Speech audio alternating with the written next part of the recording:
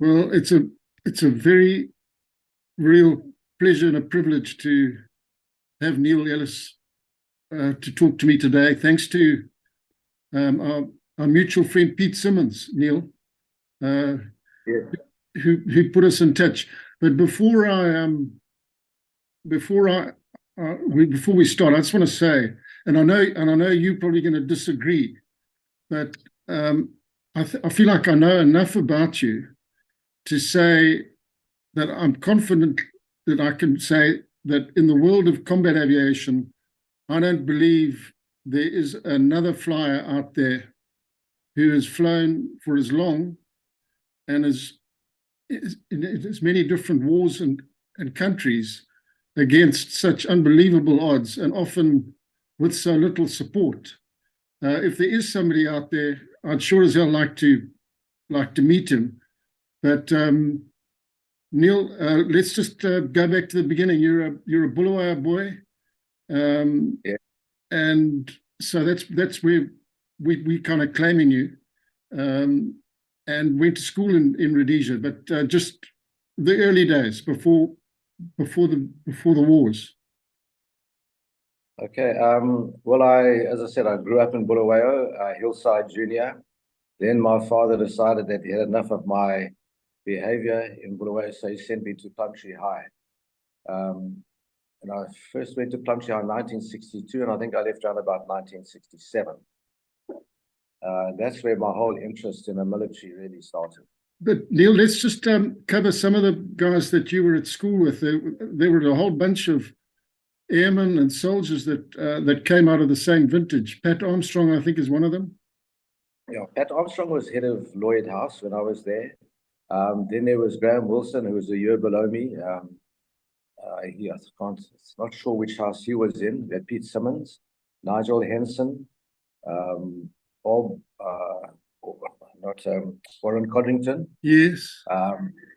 Then Nigel Henson, Jeremy Strong, but they were all my seniors. Oh, I can't think of any more offhand. Yeah. Quite an impressive bunch of guys though that came out of that school and over that period.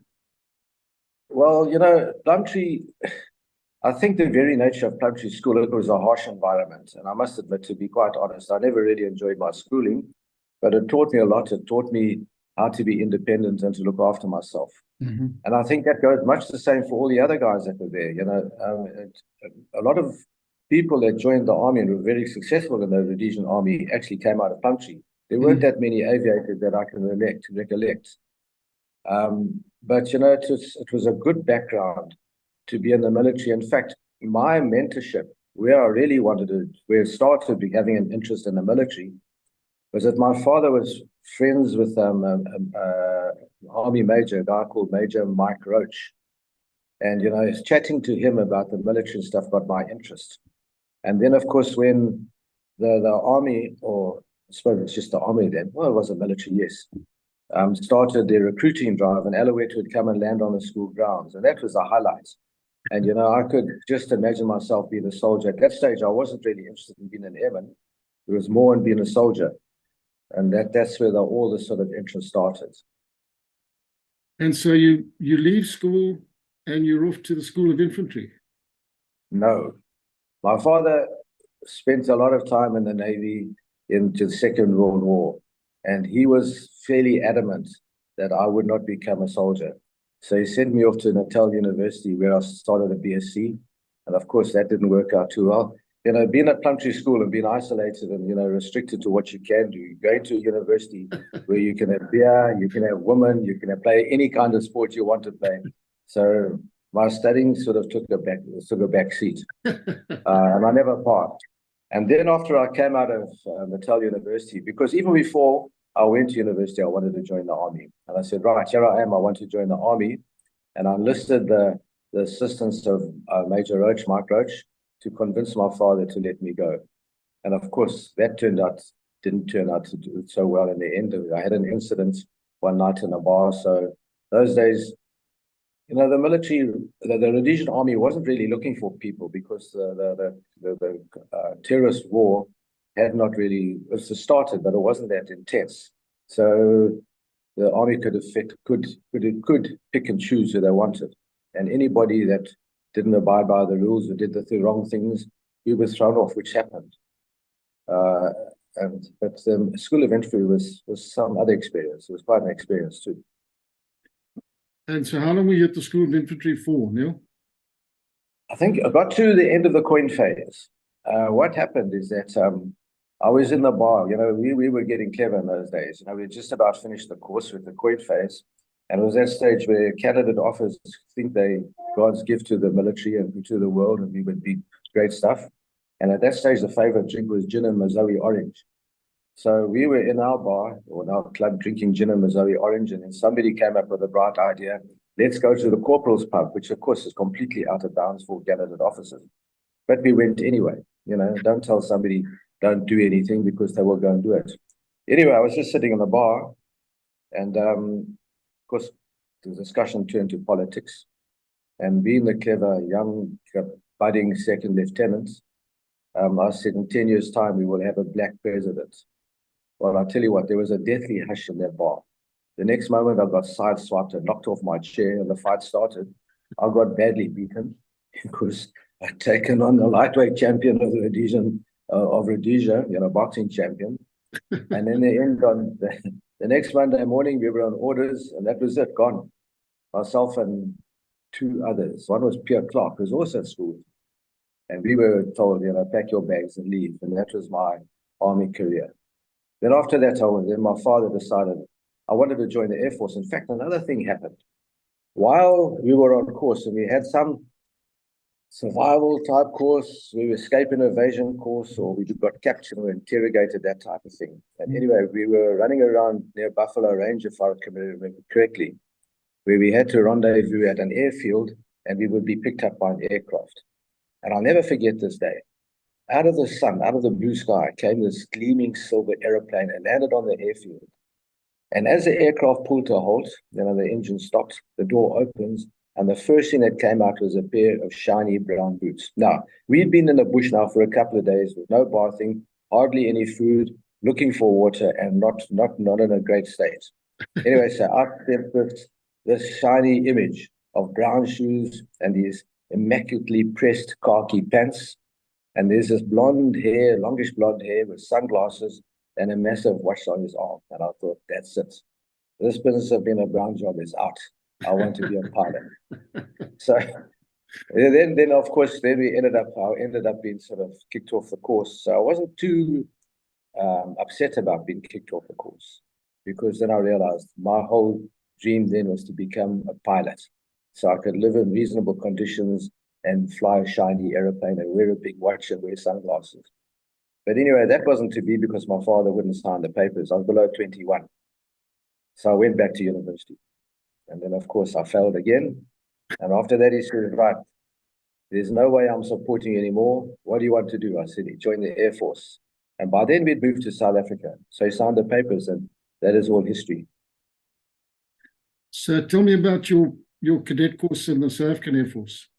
It wasn't as hard as the School of Infantry. In fact, it was actually quite easy compared to them. The School of Infantry was, once again, another eye-opener because we had some serious instructors there. But that's another story. I went after, the South African Air Force accepted my military training in the Rhodesian Air Force, so I didn't have to do basic training.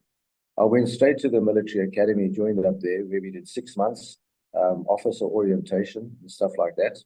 And that was also that was another experience because I couldn't speak Afrikaans.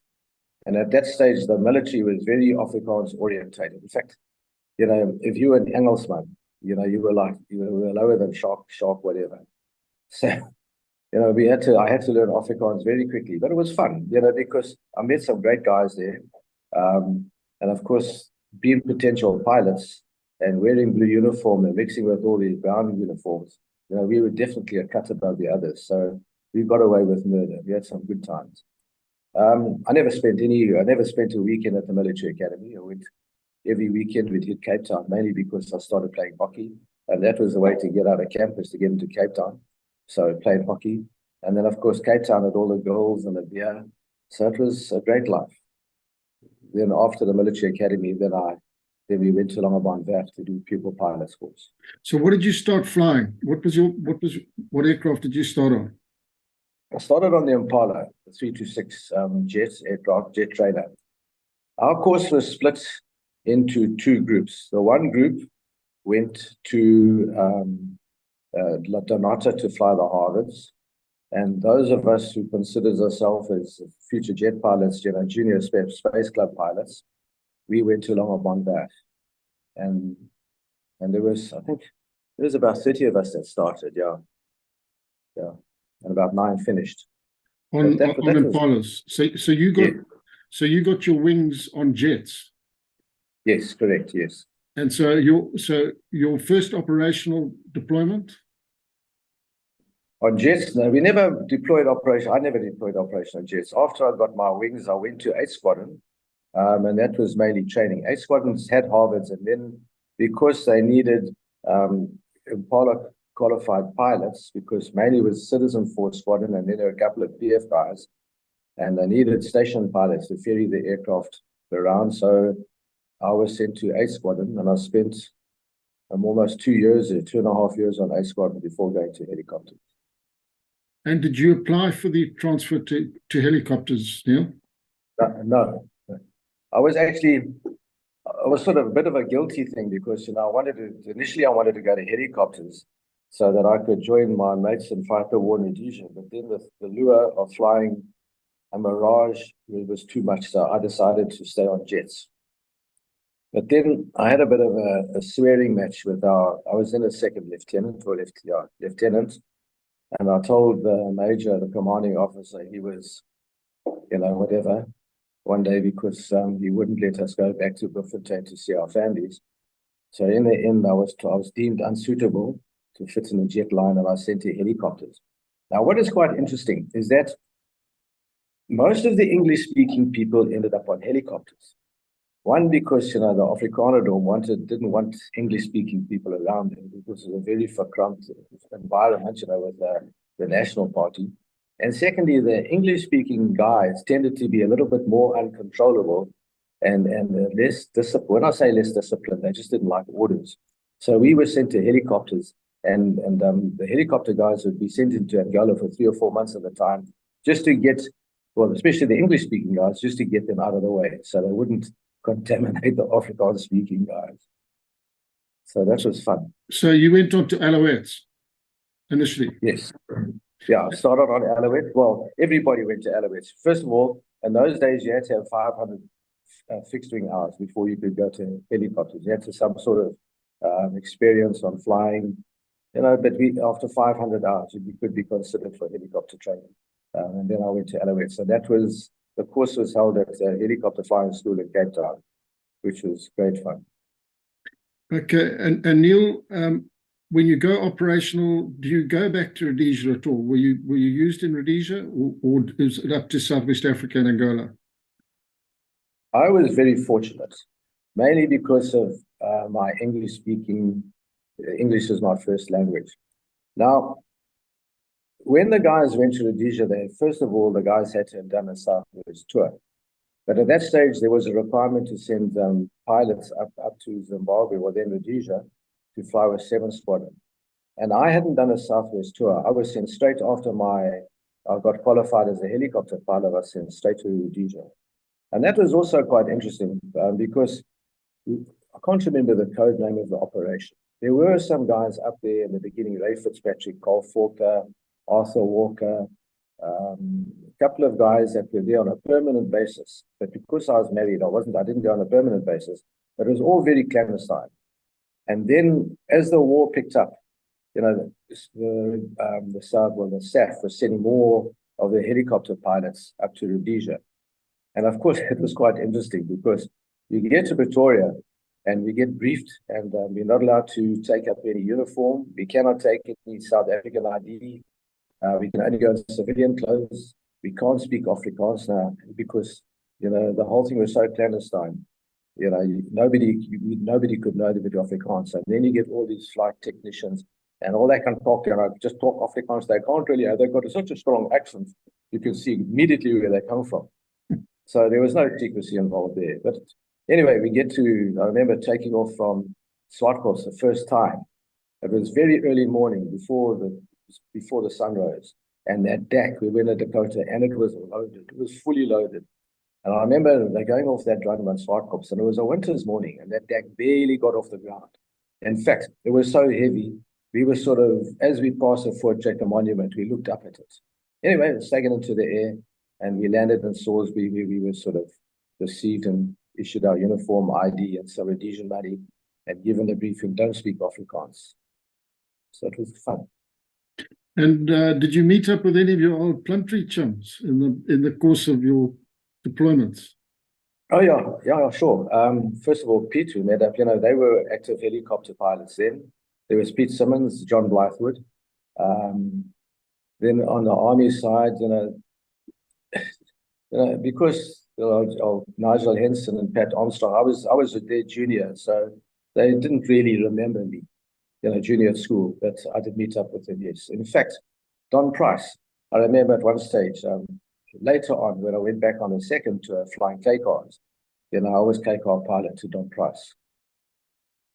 Okay. Neil, so you were doing fire force work, and what other operations were you involved in Rhodesia?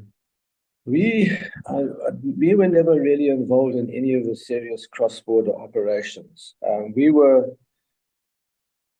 There was more for the Rhodesian guys. I'm not quite sure, maybe because the Rhodesian pilots didn't trust our capabilities. We were on the slopes.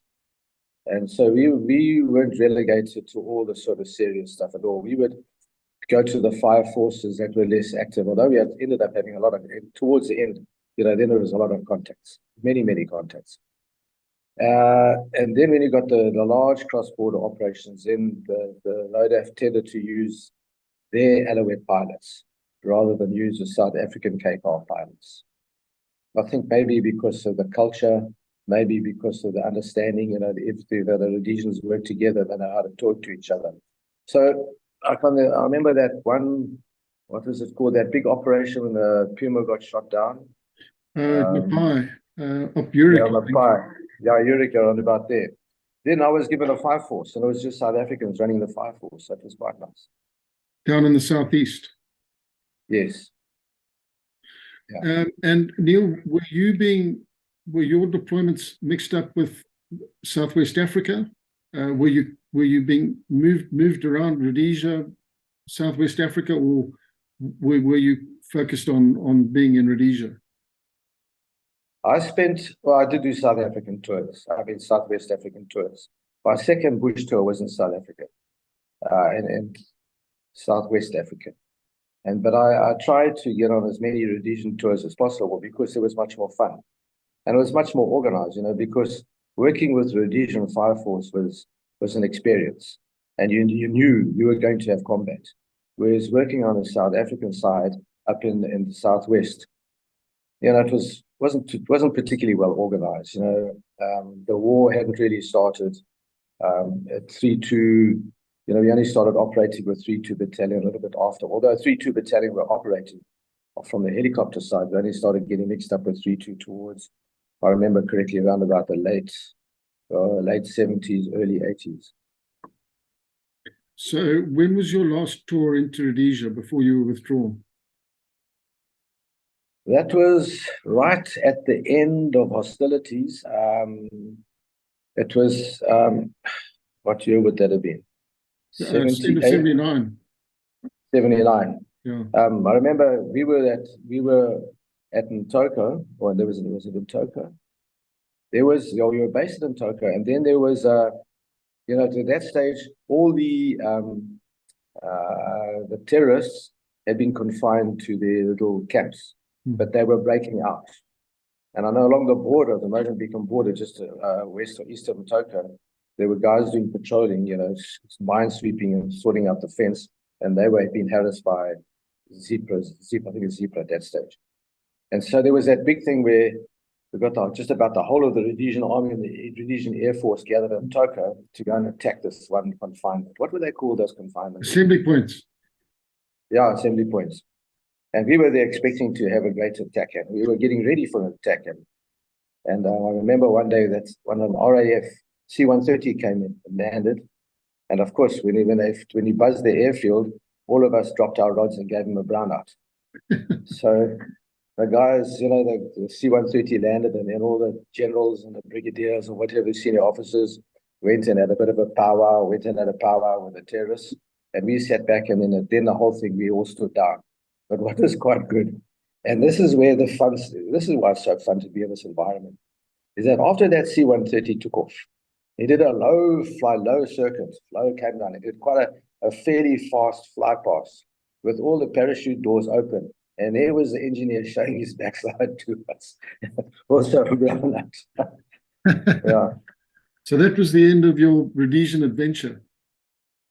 Yeah, then, we were sort of, we waited a couple of days, and then, of course, our South African government pulled the plug. And then we all had to go back home, which really didn't impress us, because those of us who were there we enjoyed working with Rhodesians, we enjoyed fighting Rhodesians, and we had a cause. It was a worthwhile cause.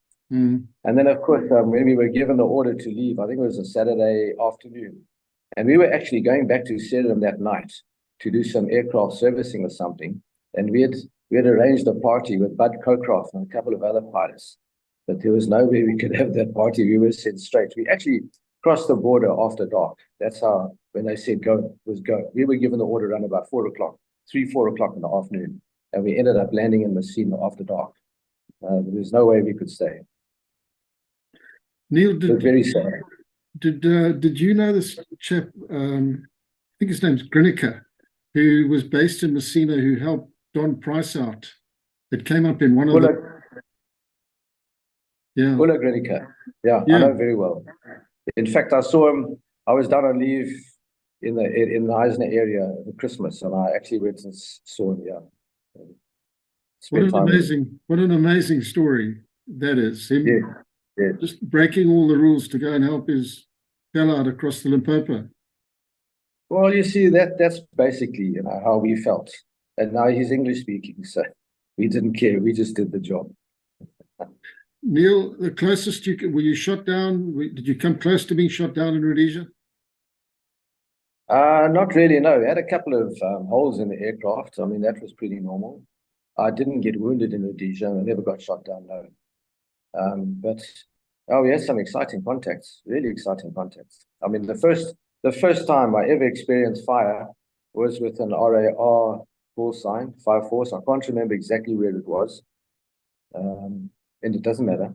And I remember going around, and then the K car, they identified the terrorist camp, and they were shooting at it, and we were in our orbit around it.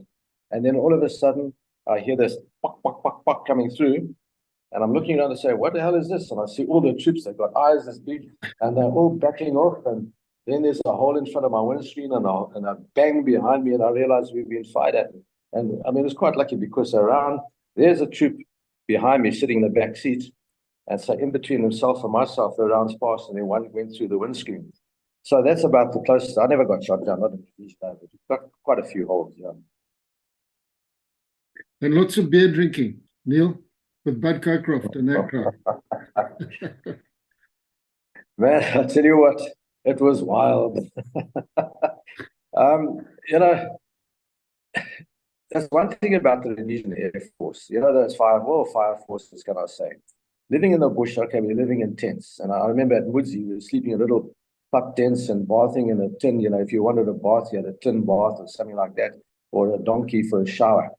But at least you had good food. All the best chefs were there. Always had good food, and plenty cold beer. It was wonderful. Yeah. And Neil, so back to South Africa, and now I guess you move most of your efforts now concentrated in Southwest Africa. Well, at the end of 79, look, I was doing a lot of tours in Rhodesia in 79. We were doing about 2-week tours, and it was 2 weeks in, 2 weeks out. And then in the end, I ended up doing extended tours, and then there was no rest. And I didn't do too many Southwest tours at that stage, but it was just mainly Rhodesia. And then the Southwest tours started up. And then at that stage, Arthur Walker was the chief helicopter pilot in Ondongwa, but his tour coming to an end. We had a permanent guy at Ndongwa, with like a flight commander. And I said to my wife then, I said, listen, there's no way I'm going to stop these bush tours. And there's no way the Air Force is going to cut down on tours. So let's rather go to Ndongwa. And we lived there for 2 years, with my family, in my one son. I was the midwife to my one son in my bed. So that was our life there. It was fantastic. Look, Ndongwa wasn't bad. At least we had operations, and at least there was some element. I didn't want to go to Rundu or to Katima because that was a holiday camp. And at least in Ndongwa there were contacts, action, and that the war was of Ombaland and to the north. So initially, most of your flying is in Southwest Africa, deploying troops and that sort of work. In the beginning, up until 78, 79, we started operating with 3-2. And then into the 80s, and then it was mostly cross-border operations, and also Kufut.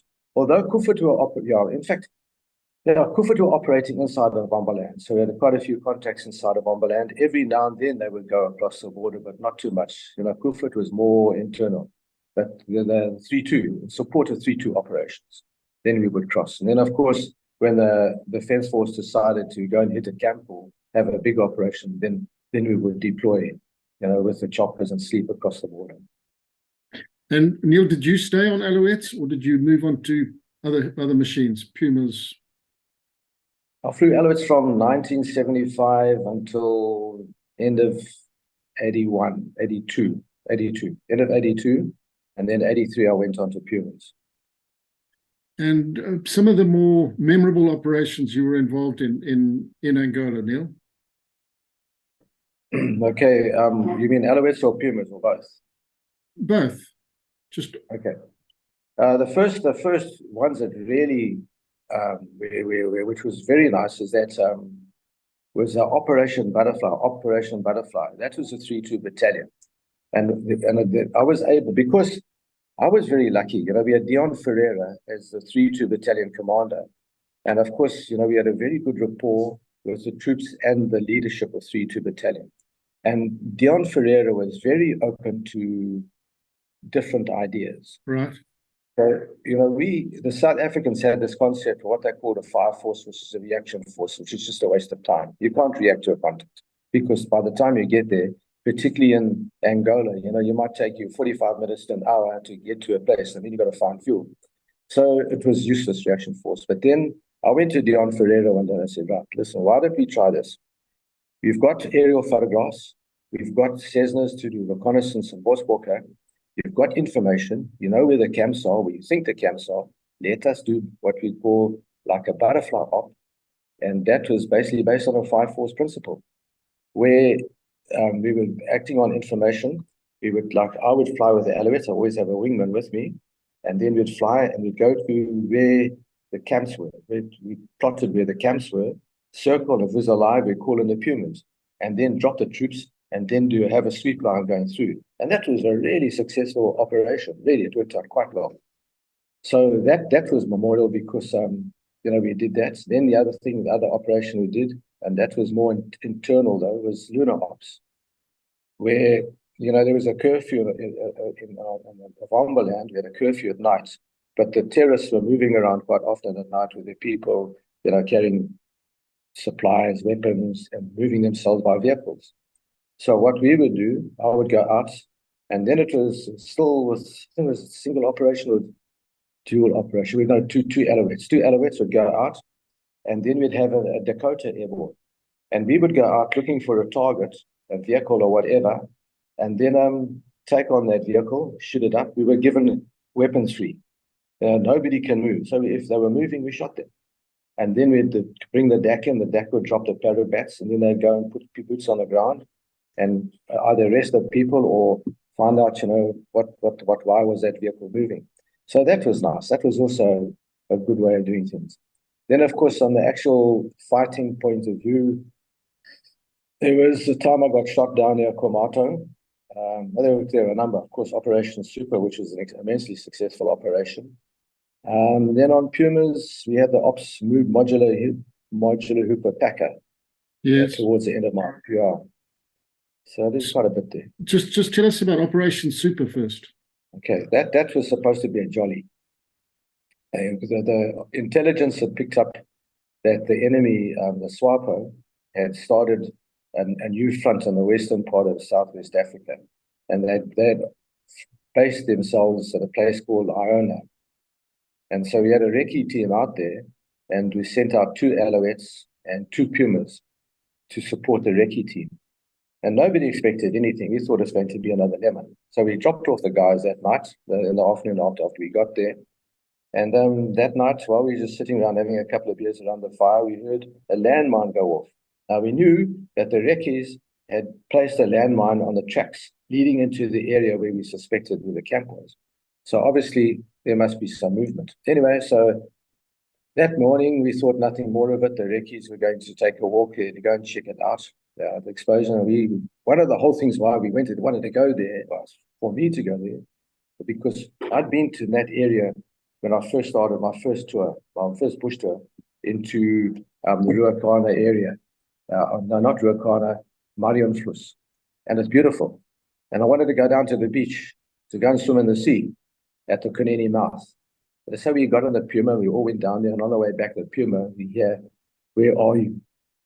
There's contact. So we rushed back to the camp, got back into Alouettes, and then we had quite a good contact with the SWAPO guys, because the SWAPO sent a patrol to go and investigate why was the explosion. Of course, when they got to where the explosion had been, then they saw our recce's, and the recce's tried to pass themselves off as SWAPO, and for a moment it worked, and then the contact started, and then we mixed in the contact.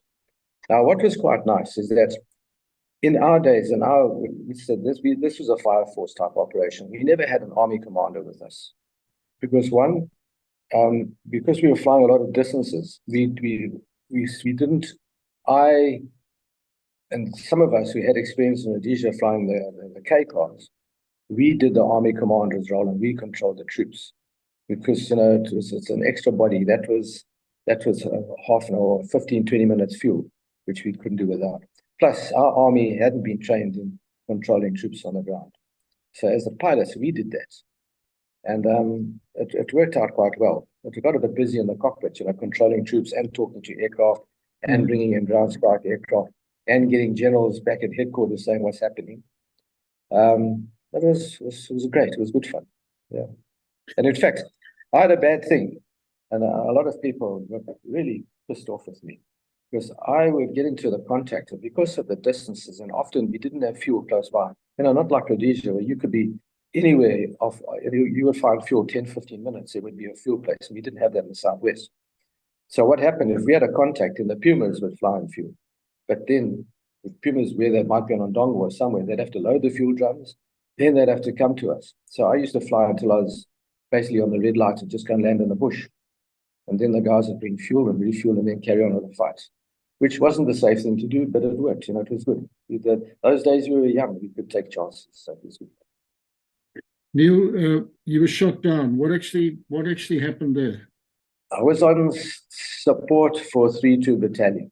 And it was one of those days where you go out and 3-2 Battalion are doing area ops, and you go and sit underneath a tree, you park your Alouettes, and there's sort of their little TAC headquarters, and you park your Alouette there. TAC headquarters wasn't a big thing. It was just a couple of guys with a radio in the middle of the bush, not even a tent, nothing. So we were just sitting there eating our rat packs and something, and then all of a sudden we get a call from 3-2 Battalion saying, the guys on the ground, one of the call signs, we've spotted some SWAPO. So everybody's thinking, okay, fine, let's go. And they say, but now we're rushing to our helicopters, get airborne. And as we take off, it says, no, say throw smoke. They say, no, we can't throw smoke. So I said, what do you mean? Say, no, we're pinned down. We're under heavy fire. So I start thinking, oh, this is interesting. So I get there, and it turns out it was a Komauta camp, and it wasn't a SWAPO, it was Fapla. It was a big Fapla camp. So anyway, I start orbiting the place, and the next moment, all hell breaks loose. There's 14 fires shooting at us. There's a SAM launch, and I thought, well, that's it. So anyway, now I get back to headquarters, say, look, we've got big shit here, we need help, send out the Impalas. Then they start saying then the headquarters say, okay, Impalas are coming to give us ground support. Then question comes, where are you? And I say, close to Komauta. And I said, in Komato where the FAPLA camp is? So he said, yes. They said, oh, but there's no SWAPO camp there. This is what headquarters said. He said, I don't care if they swap or not. They're shooting at us. They're shooting the shit out of us. So anyway, so they said, no, you must back off. Back off. And then, because we're not sending our support, you're not going to fight FAPLA, back off. And then you're not even, the Pumas are already on the way to Ombalantu, which is just across the border. Anyway, so I didn't want to back off. So when I said to my gunner, let's do one more pass, because then I picked up the 14 fires. And I'd worked out a way of shooting out 14 fires. And, it was still in a sort of embryo stages. And that was a good opportunity to test out my theory. But anyway, so my theory, I got in a bit close, and we got about 57 holes in the airplane, not all 14 fire, but AK, PKM. And an RPG came burst right next to the aircraft, and the shrapnel took out an oil line. So, and then of course, started my wingman, as old Bucky Smith. He said, Ellis, you're on fire. I've been shot at, and the last thing you want to know in the middle of a contact is you're on fire. He says, what do you mean? He says, there is smoke pouring out of your engine area. Now, in Rhodesia, we always used to fly with fellies, veldskoene. And we never use socks. Now, I still carry that habit of flying with fellies into my South African days. Now, I've got a flying overall on because it was a good thing to do, but I haven't got socks on. So the moment I'm told I'm on fire, immediately I start thinking my ankles are burning, because there was this theory, if your alouette starts burning, the flames will come from behind and come through the firewall. There's a little air vent with a hot flash, and that's going to burn your ankles. Now, all of a sudden, my ankles started getting very, very warm. Now, and I'm looking down, but there's no flame, there's nothing there. My ankles aren't blistering, they aren't smoking, there's nothing. But I'm determined, I know I'm on fire.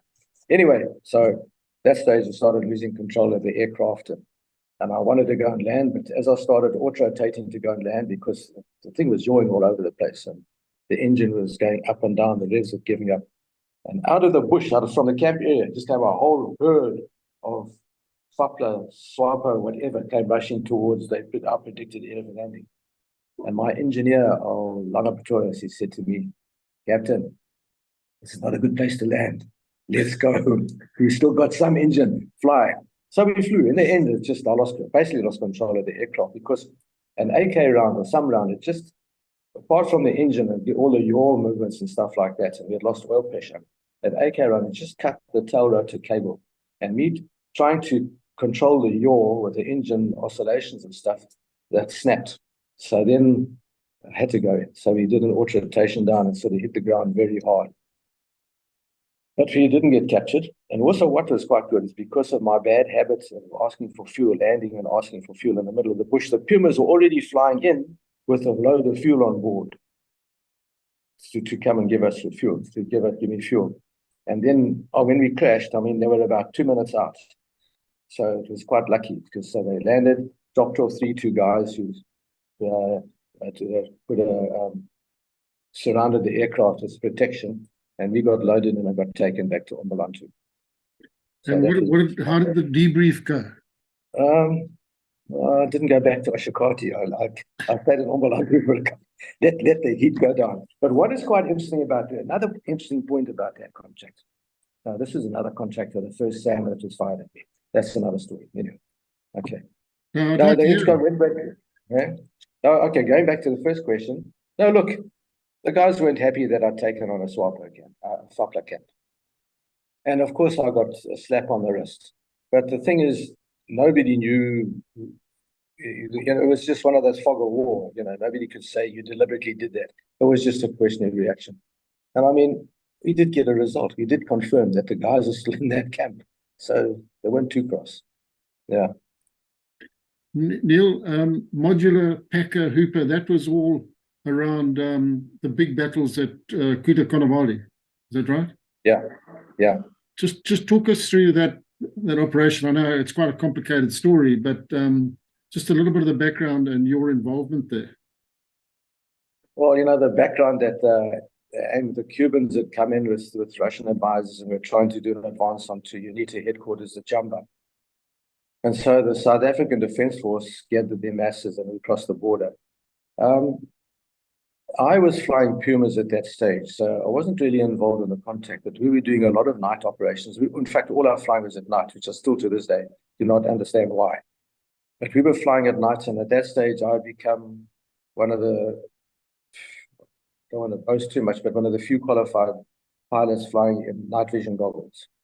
So we were primarily used to drop off recce's, and then, also pick up troops, casualties and stuff like that. So it wasn't that bad, but I did learn one big lesson on that operation. One night we went into Jamba to go and take some Dominis in, and I had about 12 or 13 Dominis on board. Anyway, we landed, the Dominis got out and did what they wanted to do, and some got back on. And on startup, I got clever. It's late, we're tired, been flying every night, and I thought, I'm going to go visual for the takeoff. Normally we go on NVGs, and after the takeoff, although you can look underneath, you've got the NVGs for takeoff, but you can look underneath and see your instruments. And the whole technique is to go straight up and then convert your forward movement nose down and start your upward movement to forward movement. But I didn't stay on the NVGs. I went visual, and I didn't focus properly. And the next moment, the engineer's calling out, the heights, speeds, and then all of us, he's no forward speed. He's hesitating because he's confused. And I look at the instruments, and what had happened is that I'd completely lost it. Instead of doing the normal tower takeoff and going forward, I started moving backwards. We were falling out the sky, and then the next thing I saw out the corner of my eye was just trees coming past at great speed. So I whipped on bank again. I just put on opposite bank and just put the aircraft, just put it straight on, because we were going backwards. And there was an accident in the making. So I just nose down, bank, and just plonked it down on the ground. And we hit the ground quite hard, but it's bad. Luckily, we'd landed in a clearing. And it took, I tell you what, maybe the Dominis saved the day. All the Dominis, didn't want to kill all the Dominis in the military. We were lucky that night. And it just, afterwards, I just sat back a minute or two just to get the heart back in order and just to wipe the sweat off the ground. Then we carried on with the night. So it was very, the way we operated, not just the helicopters, but even the C-130s and C-160s coming into Jamba. It was a dust airstrip coming in at night. You're using, cans of paraffin to light the flare path. And as soon as the aircraft's landed, that's distinguished because they're MiGs flying around at night. So it was quite intense. Yeah. Neil, that was it was one of the biggest armored battles south of the Sahara since the Second World War, I think, Yes. that unfolded there. And the South Africans stopped a massive Soviet-Cuban offensive at that point. Were you actually involved in the fighting when it was ongoing? No, the Alouettes weren't really involved in that fighting. And as I say, then I was on Pumas. We were there in a sort of air transport role and dropping off recce's and moving them around, and then, as I say, resupplying stuff like that. And so, Neil, you spent a bit of time at Jamba. Did you have anything to do with Jonas Savimbi? No, I never met him. The guys that were based at Rundu on permanent tours, they would go and sleep over at Jamba now and then, but I didn't. It's that part of the war never interested me. Because there was no fighting as such from the Air Force point of view. I really enjoyed the combat. I enjoyed the Gufrit ops, but particularly the 3-2 ops were the exciting ops. They really were exciting. That time when the Puma got shot down, we had 3 detachments. After the Puma got shot down, I was there, and we tried to get to the Puma on the day it got shot down, but there was over 600. Neil, just tell us what happened there. What happened? We were doing an aerial operation, looking for a camp, and the camp was deserted. The guys had got out of the camp, if I remember. Just trying to get my memory back. Anyway, the guys, the terrorists had moved away from the camp that we thought they were. So there were 3 detachments, and that's each detachment is with plus minus 150 to 200 people, and each detachment had 3 14-5s. And SAM 7s, although that wasn't that much, but mainly 14-5s and 12-7s and stuff like that. So after we missed the guys in the camp, we started doing area operations, or 3-2 were doing area operations, and we were in support. I was more in the sort of command and control role with an Alouette trooper, which is a 303 gun, and then so there were 7 Alouettes, 6 gunships, and then 1 command and control. And then we had, I think, 6 Pumas, 5 or 6 Pumas. So the Pumas were tasked to go and pick up, well, Willem Rutter, the 3-2 battalion, Ricky, he had gone out and he had decided, he came back where he thought the terrorists had moved to. So troops parabats had been dropped in another area, and these Pumas were tasked to go and pick up those parabats, bring them back to the Hague, if I remember correctly, so we could replan based on what Willem Rutter had told us. And I'll never forget that day, because at the briefing, Willem Rutter came up and he says, don't fly over that area. And for some unknown reason, the Pumas were tasked to fly over that area. And on the way back, they were shot down. Now, if I remember correctly, I wasn't there, obviously, in the base itself. I think it was about the 3rd or the 4th Puma that got taken out. And that was by a 14.5. The round went into the gearbox, the tail rotor gearbox. And of course, with that round in there, you see, there's so much torque. The whole tail boom came off and the guys went in. Anyway, we were called from the Hague to go, and at the Hague is a helicopter administrator. It's helicopter admin gebied in Afrikaans. And then we'd heard about this crash and the panic and all that. So I tasked all the gunships to go to the area, but we couldn't get close because the terrorists had bombshelled. And I mean, you could see the Puma burning a couple of, say, about 2 or 3 kilometers away. But you couldn't get close because the moment you got close, we just came under incredibly intense fire. So we had to back off. And anyway, judging from what the other guys said, there's no way anybody could survive that Puma crash, as we thought. Apparently one guy did, but he got killed maybe out of because he was so badly wounded. Anyway, so the next day is where the fun started. Is that Willem Rutter had deployed. He had an idea and also got an idea of the tracks of 600 people with 14.5s and that, and also a herd of cattle leaves a massive track that you can follow. And so we knew more or less the direction they were going on. So what the Army commander did, he deployed 3-2 recce teams. They were small teams along certain points along the river that we were next to. And that morning, we expected to have a contact. We expected to pick them up. That morning, I get a call from one of the call signs, must go out. It's Peter Williams, Papa Whiskey. We must go out, and because he had seen a big herd of cattle crossing the river. So immediately, when we heard herd of cattle associated with the SWAPO guys. So I was flying the trooper helicopter, and I tasked 2 gunships with me, and we flew in a Vic formation. And I sat at about 1,000 feet, just around about 1,200 feet, just flying down the river, not too fast. And the next moment, as expected, there came a smoke trail. SAM-7 was launched at us. And that was it. Now we found him. So it was just a question of going back to where that smoke trail came from. And when we got there, they're the 14.5s, and there's the SAM launch position. And then the contact started. And there was about maybe 300-400 people on the ground. We definitely captured 9 14.5s that day. And we got a couple of SAM-7s. And did you use airstrikes there? Did Impalas or Mirages or come into? We got Mirages. It was a bit of a mess. The whole thing was close. Out of the 300 or 400 guys on the ground, we only killed maybe 180, or maybe even, I think 90. It was about 90. Because what had happened in those days, because the South Africans could not afford to lose aircraft, because of sanctions and stuff, and the Pumas were a particularly valuable piece of equipment. So although the Alouettes, we would sleep out with the troops across, in the Hague areas or, across into Angola.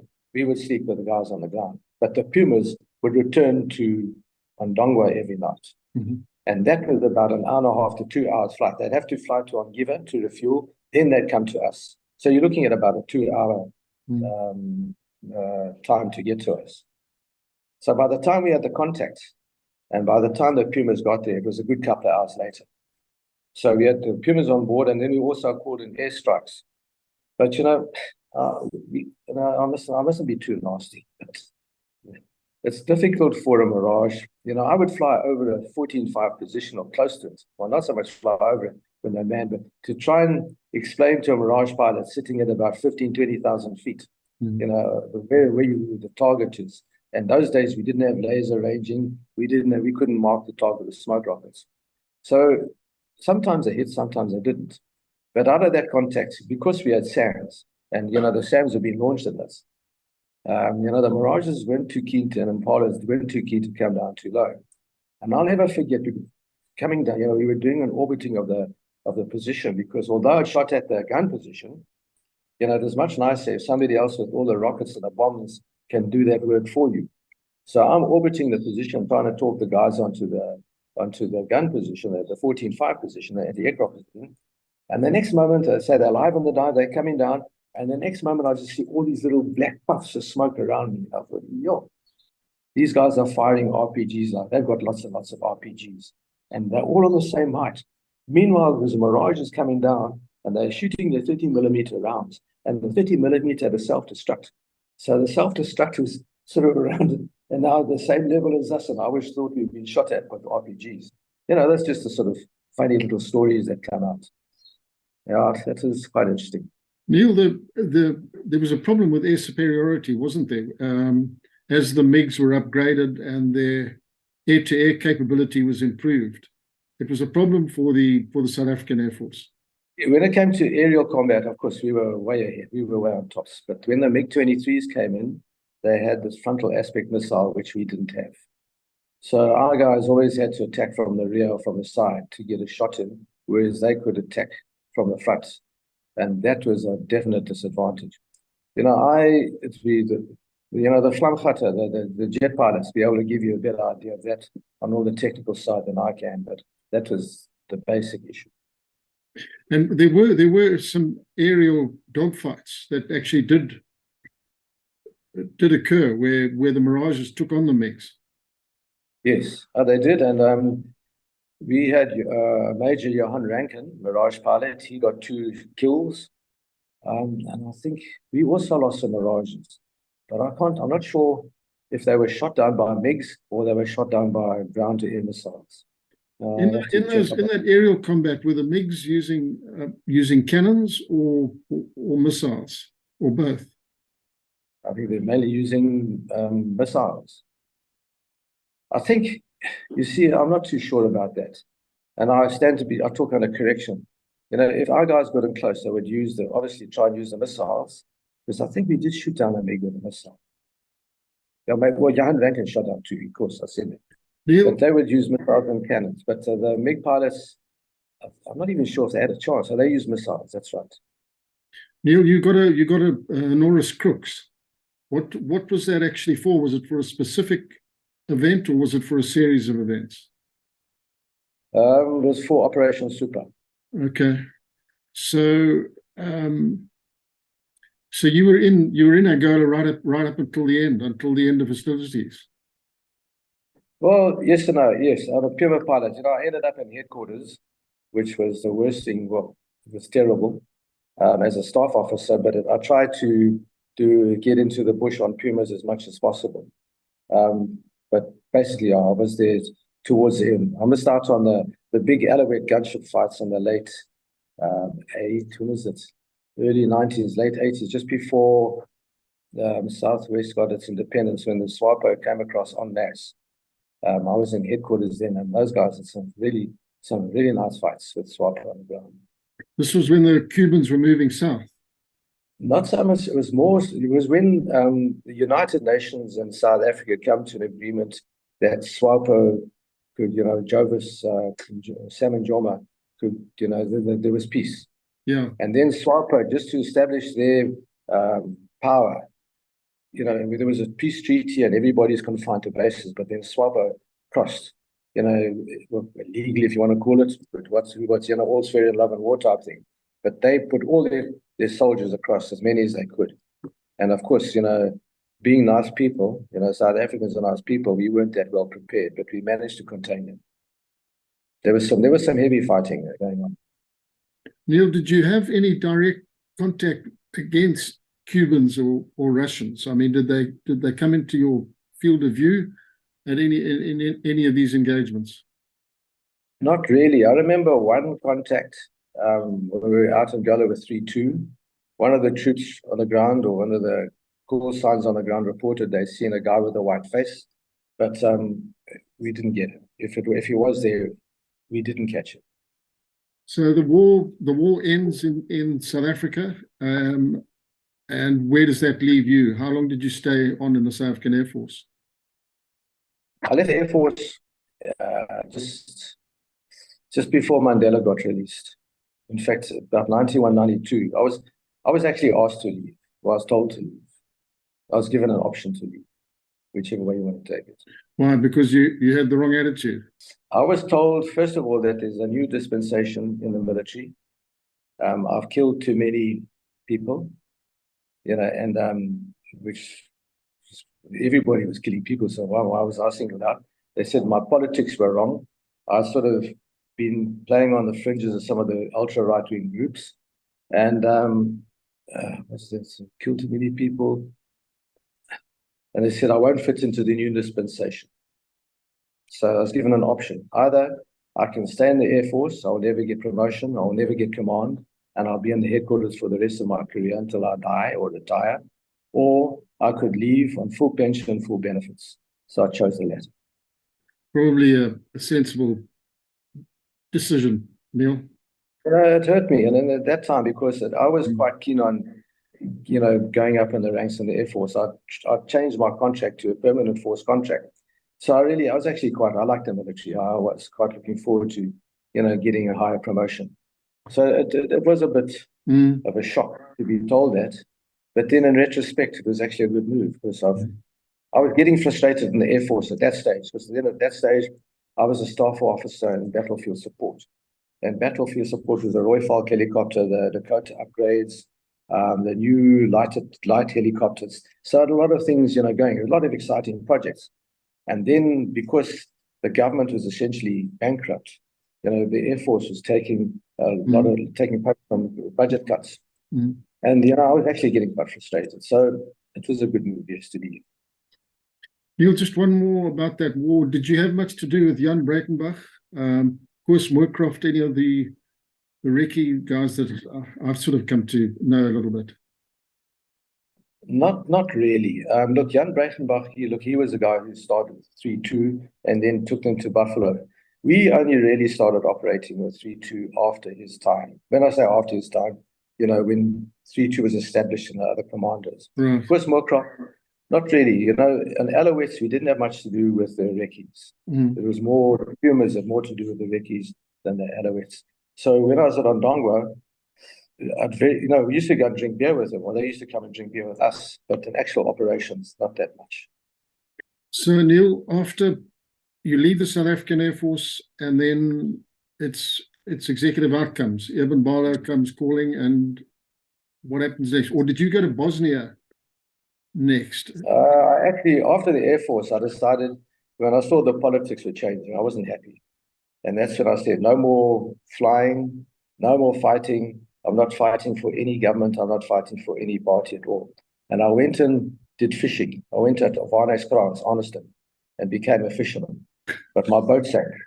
So after that, I went. In fact, I got rescued by the SAAF in a storm. After that, I went and did farming in the Paarl area as a sort of a farm manager. And the Pumas coming back from their sorties would overfly the farm just about every day.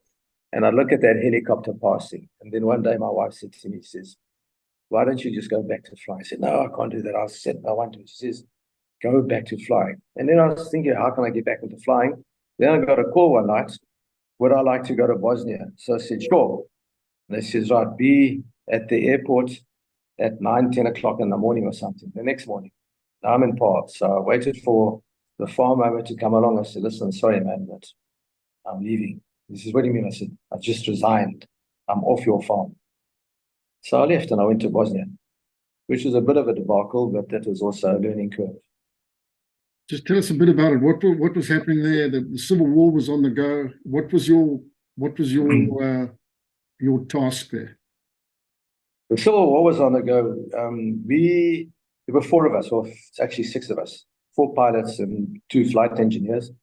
We were going to go and fly Mi-8s from Zanitsia to Gorazde.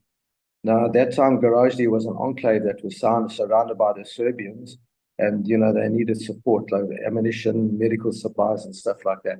Well, we weren't supposed to fly ammunition, but anyway. So we were ferrying from it was all night stuff. They were all flying at night, taking was mainly ammunition, some food, medical supplies into Gorazde, and then coming out with people and wounded and stuff like that. But that was quite a nightmare. That wasn't fun. First of all, and I don't want to be giving people an anti-feeling, but working with Muslims is not easy. As a Christian, you're not considered a good, you're considered lower than the shark ship type. Yeah. So working for the Muslims there wasn't, because we were expendable for one. Secondly, we had a language problem, although our contact manager, if you want to call it, he could speak good English. I can't think of his name anymore, but he was a local guy. But it was okay, we managed to communicate. But the problem was when we got there, we were told we would have 2 helicopters so we could fly back up, but we were only given 1. And it was an MI8, which was nice. It was in good condition. And it just relations didn't go down too well. We did a couple of missions, but the thing is that was a different story, because now Gorazde was encircled by the Serbs. Then between Gorazde and Zenica, there was a front line. So, normal sort of conventional warfare type thing with trenches and stuff. So we would take off at night. Now, obviously, these guys have got people inside Zenica, the Serbians have people inside Zenica reporting on any aircraft movements. And we would take off at night, and then the message would be passed, we're coming. And if the message, then of course, now the guys are expecting us. So we would fly across the first front line, the first trench line. Normally we didn't get shot at there, but sometimes the guys are ready, we got a couple of rounds. But when we got to Gorazde, that's when the fun started, because the guys are waiting for us. Now, Gorazde is a small place, and there are lots of soldiers around us. So we had to approach with someone, so everybody's on standby. So as soon as we cross those positions, then they just open up with everything they've got. That's okay. Luckily, it's at night. And then we land, we never switched off. Well, we didn't switch off because we're worried about starting cycle, and also now and then that we get mortars being thrown in our direction. So then you'd load up, offload, load up, and then set sail back. And of course, the guys knew if you're not going to switch off, you'll be there for 10, 15 minutes on the ground, and then you'll be coming back, so everybody's waiting. So then they're shooting at you as you're coming past. And then when you're coming back to Zenica, they know you're on your way back. They know which direction you're flying, so everybody's waiting for you again. So it was exciting. And the Americans, where were they in the whole situation? I don't know. We were very isolated. We didn't talk to anybody else except for our manager and maybe a couple of other people. We kept in accommodation away from everybody. We were transported in a bus, and so we didn't really talk to people. How long were you there for? Lasted about just under 2 months, I think. It turned out to be a disaster. We had a fallout with our manager. Of various stories, but there was a bit of unhappiness going about we didn't get the equipment we wanted. We didn't get the second aircraft, and then the one guy said, that's it. He's not flying anymore. He's going home. And we had a deal that one guy chickens out, well, wants to leave, then all of us must go, which was, in retrospect, the wrong thing of doing, because some of us were prepared to stay, and we would have carried on flying and carried on getting the money. So back to South Africa, and then what happens next?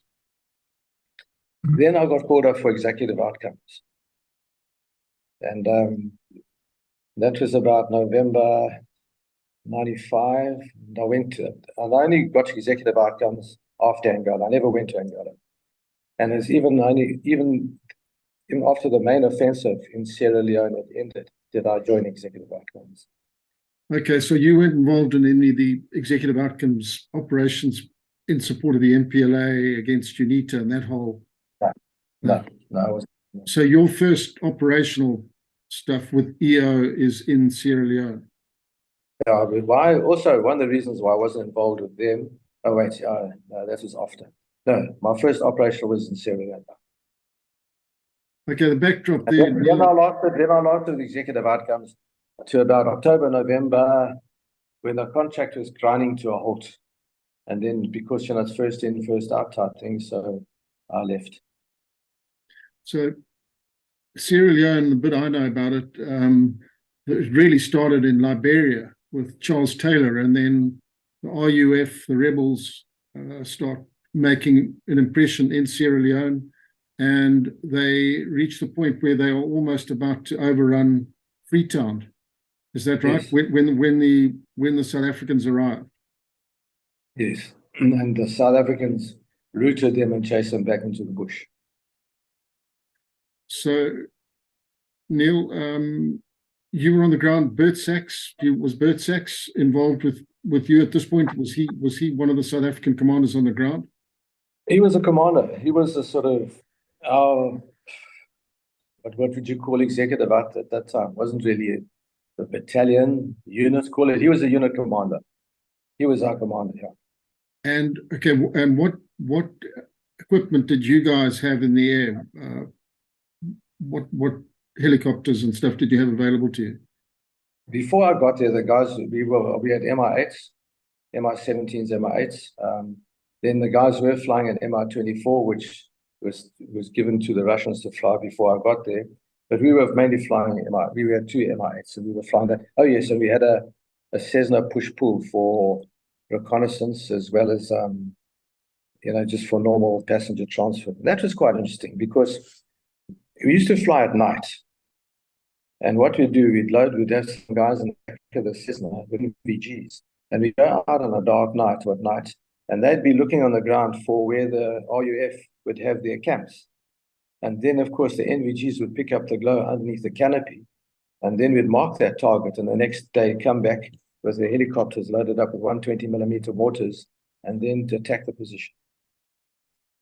So, Neall, is it right, when you got there, the rebels have virtually got the capital under siege, and you guys now combined air ground, but not big numbers, start to turn this thing around? Look, I got there after that happened. The capital was besieged, and I got there after it had been turned around. I don't want to sort of bullshit anybody. So yeah, when I got there, things were pretty much stabilized. The guys were up at Koidu doing the diamond mining, and then we were just conducting operations, area operations outside Koidu, picking up a camp, wherever we could, depending on intelligence we gathered, and then, hitting them. So I sort of missed out the main fighting. But Neall, you ended up flying the Mi-24. Yes. Now, after I left, end of 96, I was in Zaire the following year, and then in 1998, I got called to go back, but then it was Sandline. It was a Sandline contract. It wasn't so much executive outcomes, the same people, basically. Yeah. And then I went up there, and then at that stage, ECOMOG had come in. Look, remember 1996, the RUF took over Freetown. It was 1997. After the South Africans were forced out. Yeah, after the executive pulled out, then the RUF came and took over Freetown. Right? Then ECOMOG came in and cleared the rebels out of Freetown. And I came in there just after ECOMOG had cleared Freetown. Okay. We were still operating. Then I was flying an Mi-8, but then it was more in support of ECOMOG troops driving the rebels back into the country. And then on to the Mi-24. Later. Yes. We had the Mi-20, the Mi-8. That was basically our aircraft, and we were actually flying. It was given to us by Tim Spicer. He came to me one day and said, "Look, we're leaving. Sandline is pulling out. You guys can go. You can make a decision. You can leave, and we will pay your salaries on your leave and whatever, or you can stay and we'll give you the helicopter." So we decided we will take the helicopter because then we were getting paid per hour. So we flew that helicopter to the ground. Yeah, and then that was for about maybe a year. We were flying Bokkie. We call the helicopter Bokkie. And, I remember that thing was in such a state. We had no spares. We were, I used to wake up in the morning, and towards the end of Bokkie days, I used to wake up in the morning, but we were getting $1,000 an hour. And so, it was money. We would make $10,000 a day, just by flying. It was hard, it was tiring. And hard drinking, hard playing. We'd go into the bars and I'd drink, get up in the morning, go and fly. And then Bok had been shot up quite a bit. And, the rain on the leading edges of the blades, particularly the tail rotor blades, the rain had worn away the stainless steel strip. So my technicians, the Ethiopians, they had this bright idea that you could take metal sets, this epoxy stuff, and you stick that as a leading edge. So, of course, the balance is out. We go into rain, that wears away, so we're back to square one. Oh, it was a nightmare. And that thing used to vibrate. We had a ferry tank in the back because there was no fuel out in the bush, so we had to always come back to free time to the fuel. And that ferry tank had holes in it from the bullet holes. And the guys would plug it with soap. I don't know, I've never heard of plugging a paraffin container with soap. But that doesn't matter because we would take off and it would hold for a couple of minutes or 10, 15 minutes, and then the soap would either wear away or eat away or whatever. And then that whole of the back of the floor would be awash in paraffin. It was crazy. It was crazy days. And that's how we used to fly. And I used to wake up in the morning thinking, there's the excitement of going out and doing the flying. But then you wake up in the morning thinking, you've got a hangover, and this aeroplane is on it's a deathbed. Well, it's a death trap. And, you wonder if you're going to come back. I remember one day we were going out to do a resupply, and we saw a vehicle with RUF guys on the back. They were the AKs and stuff. So I said, right, got old Fred Marafona, I said, right, we're going to take on these guys. And he said, okay. So as I started putting on bank, the airplane was so heavy and so unbalanced and so out of technical state is what they call it. It started vibrating. And I was shaking so much I couldn't read the instruments. And of course, in the end, we just pulled off and carried on flying, dropping. After that 40 on the way back, we got shot up again. And then I said, that's it. We can't fly this airplane anymore. But then the Mi-24s were there. So it actually was quite a great thing because then we stopped flying the Mi-8, which was, yes, it's honest. We couldn't fly it. And then you'll tell us about your gunner, Fijian. You had a Fijian and a Frenchman and an Ethiopian in there with you. Went through quite a hectic time with you. Okay, start with the technicians. The technicians were Ethiopians that were brought in by executive outcomes. Incredible people, very professional, and they were very good at working on the aircraft, and I trusted them. Sandava was the leader, and he would say that Ethiopia, they're not Africans.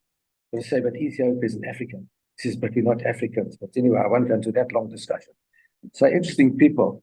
Then, of course, old Fred Marafono, who was ex-SAS. In fact, he was one of the first Fijians to be part of the SAS. I think there were 6, and he was one of the 6.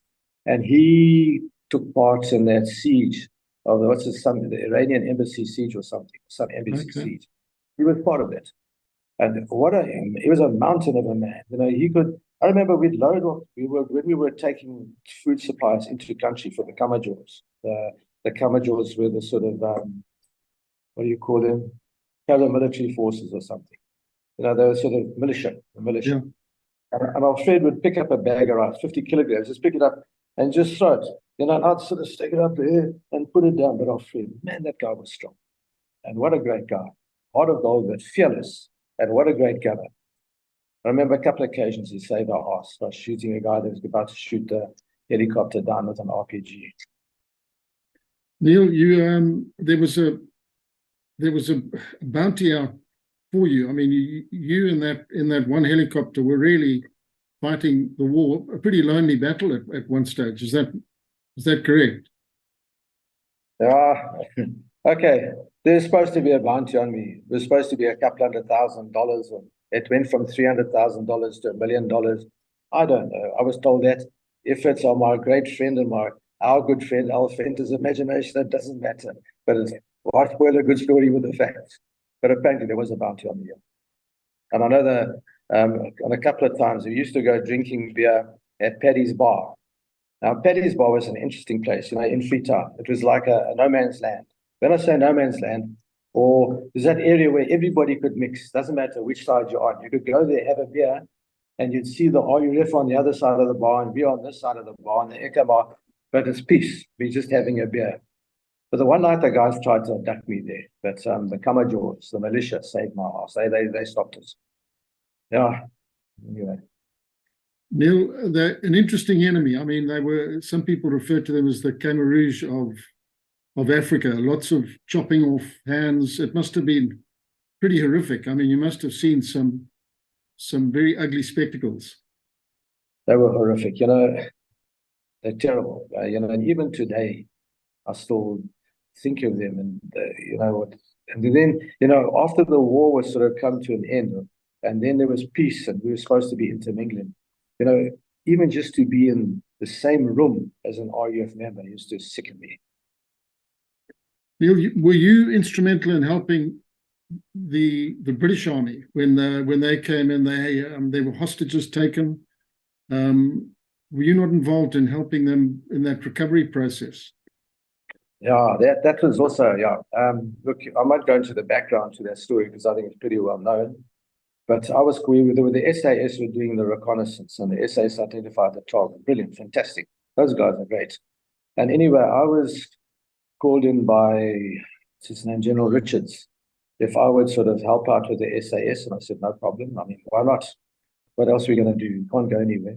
We're all on the same side. And I was tasked to the Mi-24. I had an SAS guy on board with me. He was monitoring everything on the radio. And my task was to orbit the area to stop any breakout of rebels, because I think the SAS were a bit concerned, maybe rightly so, that if they go into the target and they ask me to come and give them close fire support or close support, I might shoot one of them, which is fair. So anyway, I was sort of on the peripheral, on the you know, to the orbiting, and the guys, you know, we had a bird's eye view of the whole operation. So after the operation was over, and then I was just told, this area has been cordoned off. This is what do they call in Rhodesia when they sealed off an area? Anyway, frozen. So that area, say again? Frozen area. It's a frozen area, but not frozen for you. Okay, yeah. Don't do what you like. Yeah. So for 2 days, I flew around there, and whenever we saw RUF, we just killed them. That's it. And anything that moved in the area got killed. And the Brits managed to recover their hostages. Yes. Yeah. But you didn't get any thanks for your efforts. I did. You know, old General Richards is a very nice man. You know, he personally thanked us for it. But obviously, in the annals of history and in the written word, nobody's going to thank us except for Alfenta. Well, it's actually on the record, though. Robin Cook, who was then the British Foreign Secretary, referred to you guys as a menace in the House of Commons. So the political guys didn't appreciate your efforts, but I suppose that goes with the territory. Yeah, look, you know, when you do that sort of contract work, first of all, you know, when you get there and there's a requirement for your services, you're the hero. Everybody wants to know you. Everybody wants to shake your hand or have you at their dinners or events or whatever. And that was the case with us. You know, we were at the British High Commission on a regular basis, having drinks, snacks, I think on a Friday evening or whenever they had it. We were invited to functions. But then when the United Nations came in and the war started dragging to end, and then the politicians started getting on the act, then we were sort of, don't touch us. Don't even touch him. Now, what was quite interesting, when the British came in and they restructured the Sierra Leone Army, and you know, we had a lot of British instructors, you know, training the guys and, you know, getting a bit of discipline back. We had a major, an Air Force major, a helicopter pilot, that was seconded to the air wing as a commander. Now, we were part of the air wing, and we were the only offensive capability of the air wing. So we were friends. I mean, you know, like pilots, we all become friends. He didn't have a problem, but he got a letter saying that he's not allowed to talk to us, not allowed to interact with us or anything. He says, but they're out of my control. They are my people. Anyway, so that was one of the sort of strange things about that whole environment. Well, it's on the record. I mean, I think there were about 500 South Africans there, replaced by, I don't know, 15, 20,000 United Nations troops. And the moment the United Nations troops took over, the war was lost. Yeah, you know, it was whenever United Nations come into an area, you know, because of the politics, the different cultures, the different trainings, whatever, it doesn't work. And, you know, even I think in Sierra Leone, it was more peacekeeping. It wasn't offensive. The Indians weren't bad. Eh? The Indians were quite capable. I mean, there was a General Jetley, and he was definitely on side with us. And there was an enclave out in the east. I can't remember the name.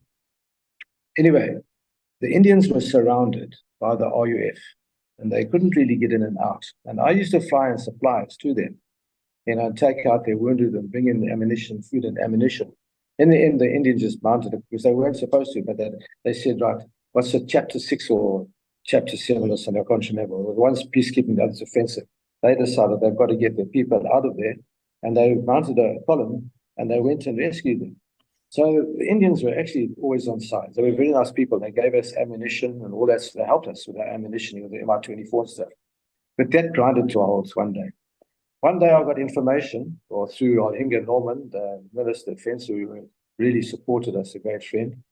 He said that the United Nations are now negotiating with the RUF, with Fode Sanko, behind the Sierra Leone government's back. And they got sort of intercepts and information that there was a contingent of RUF, of all the leaders. I'm not sure, it wasn't Fode Sanko, but some of his lower generals. They were based in Makeni, and they were going to come to Lunsar, which is a town, sort of mining, old mining town. They were going to have a meeting there to discuss peace, but the Sierra Leone government wasn't involved. Now, us had a listening station that could monitor all on a radio, listen to all the RUF radio chat.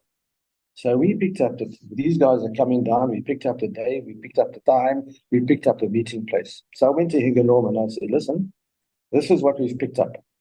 And these guys, the United Nations, in fact, it was a Nigerian general, I can't remember his name. He was the second in command.